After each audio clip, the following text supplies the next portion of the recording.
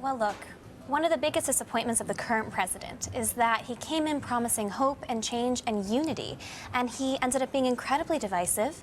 Gridlock in Washington is some of the worst that we've ever seen. Race relations are completely awful, and I think the country is feeling completely divided. Anybody who has made those criticisms of the president under no circumstances should think that Donald Trump is presidential material. You only need to look at his comments on women, or only his comments on Mexicans, or only his comments on Muslims to know that he is a great divider. But put them all together, and this is somebody who is going to tear us apart. You see, you say that, but that's not what the polls show. Donald Trump's doing really well with women, and he's doing better with Hispanics than, what is it, any Republican since the 1920s? He's doing great with all the minorities that commentators like to say that he's somehow bigoted against. He's doing great with everybody. He's even doing great with Democrats. 20% of Democrats said they'd vote for Donald Trump. So, you know, you hear a lot about Donald Trump being this sort of offensive, clownish populist figure, and he is a populist, and people love it. These polls are terribly skewed at the moment because there's so many Republicans on that national stage. People are looking to him. They're, big fans of his, but they're only at that 30% mark. He has never polled over that 35% mark, and that's because his unfavorability ratings are sky high. They're so much higher than any previous presidential candidate who's actually looking to get the nominations has been. People are polling at 60%, 55%, saying that they will never vote for him. So yes, at the moment, because other people are splitting the votes, he's doing very well. But when you have 60% of the population saying they will never vote for this man ever, put him up against Hillary Clinton, put him up against Bernie Sanders, and he will fail. Well, you say that, but there's been a recent change in the polls. It used to be the case that he was trailing. His unfavorability ratings are still unfavorability ratings high. Aren't great, but he was trailing Hillary. You know, if he wins the nomination, he was trailing Hillary by what, 10 percentage points? Huge, 20 percentage points. Not anymore. He's now 3 points ahead, 4 points ahead, and some of the polls put him 5 points ahead. What scares people about Donald Trump is they want to attack him the way the media always attacks anybody popular and who actually speaks in plain language to ordinary people about the things they care about, whether it's immigration or jobs or whatever. But is he a misogynistic racist? Of course not. He just speaks plainly, and he doesn't mind who he offends because he thinks that the subjects he talks about matter. And when he said last night in the debate, he responded brilliantly to the allegation that he was an angry man. He said, yeah, I am angry, and here are the reasons why. And everybody in that room was behind him. But if you want somebody who's actually going to attack the anger that Americans are feeling towards the elites, and you want someone who's actually going to stand up and do that, the ultimate you need candidate somebody for that. who, has a policy. I'm just asking for one. I mean, the man flip-flops on every single issue.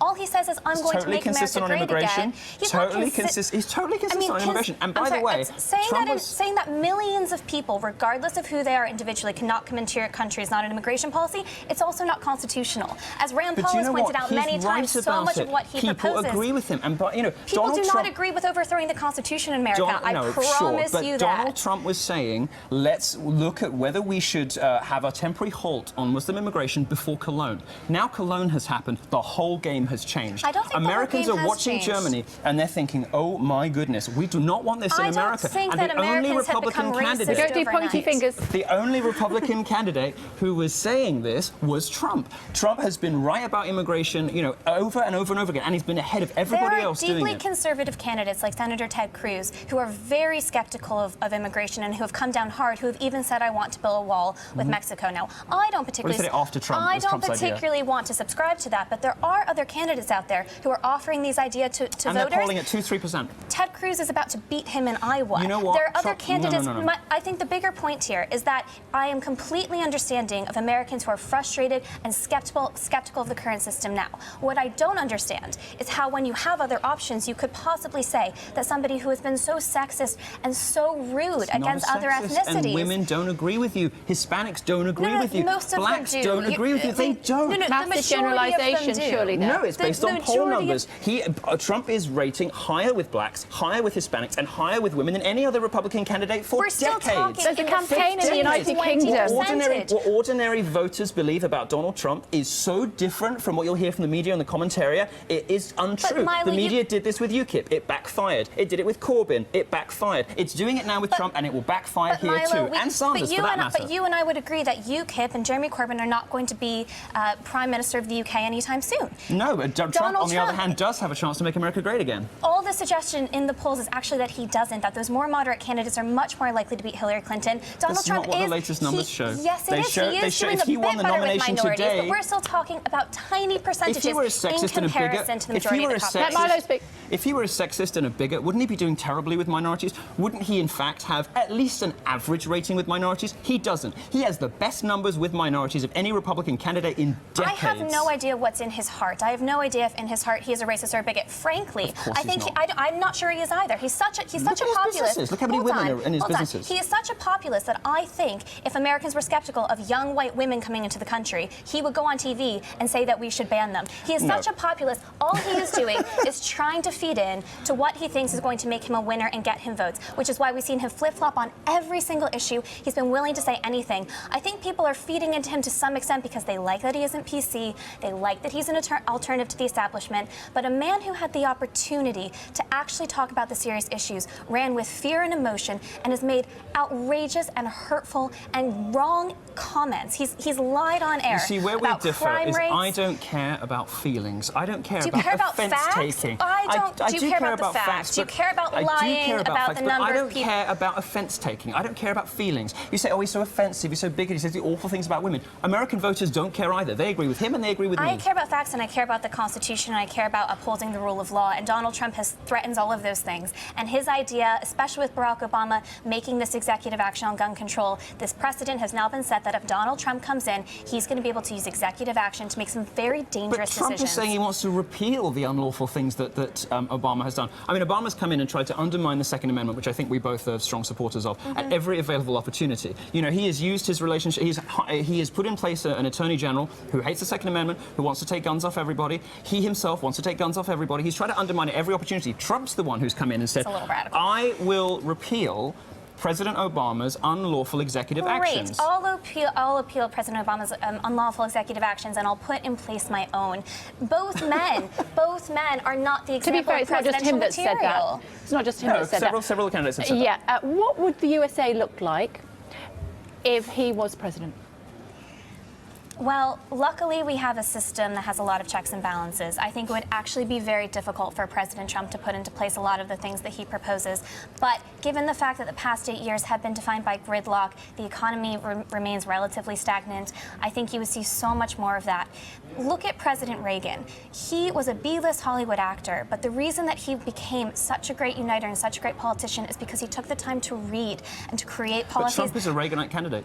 He is so far from it. This is a man who does not have policy, and if he were to be elected, America would be lost. I don't think it would be in complete and utter destruction on day one, but it would be deeply lost, and we need real leadership. We've had 8 years without it. Hypothetically, we could find... Hello. Hypothetically, we could find ourselves in a position where the new president of the United States of America is banned from the United Kingdom. Yeah, because British politicians are idiots, and they would rather spend valuable parliamentary time talking about language policing than fixing poverty or fighting terrorism. Language policing to you, racism to others. No, well, where has Donald Trump been a racist? Black voters love him. Shouldn't we listen to them rather than to, like, white commentariats? Shouldn't we listen to black voters rather than white people on TV saying that Donald Trump's such a racist? Black people don't agree. Milo and I agree on this point, but for completely different reasons. I don't think that Donald Trump should be banned from the UK. I think that the 500,000 people that signed that petition actually fed into an immigration system that Donald Trump would support. They want to ban him based on his ideology because he wants to ban other people based on their ideology. That doesn't add up to me. Completely different reason, but I don't think he should be banned from the UK. It's a silly proposal. There are lots of good reasons why it is totally dumb for the people who run this country to be wasting time on whether they should ban a person who is currently a candidate for president and a reality TV star and a successful businessman who has some perfectly respectable, ordinary views that millions of people share, but somebody got upset about it somewhere on the page of The Guardian, so now we have to discuss this in Parliament. I'm not sure who's hateful, but that doesn't matter. We're almost out of time. This is absolutely fascinating. Hopefully you'll come back and talk to us again soon. Who will win the nomination? Oh, gosh. Donald Trump. Wait your turn, Milo. Sorry. That's unlikely. I'm just so excited about him. I'm sure. I'm split at the moment. If I had to pick now based on the polling, it's between Senator Marco Rubio and Senator Ted Cruz. I think what happens in Iowa and New Hampshire in the next few weeks will determine that front runner. Your turn.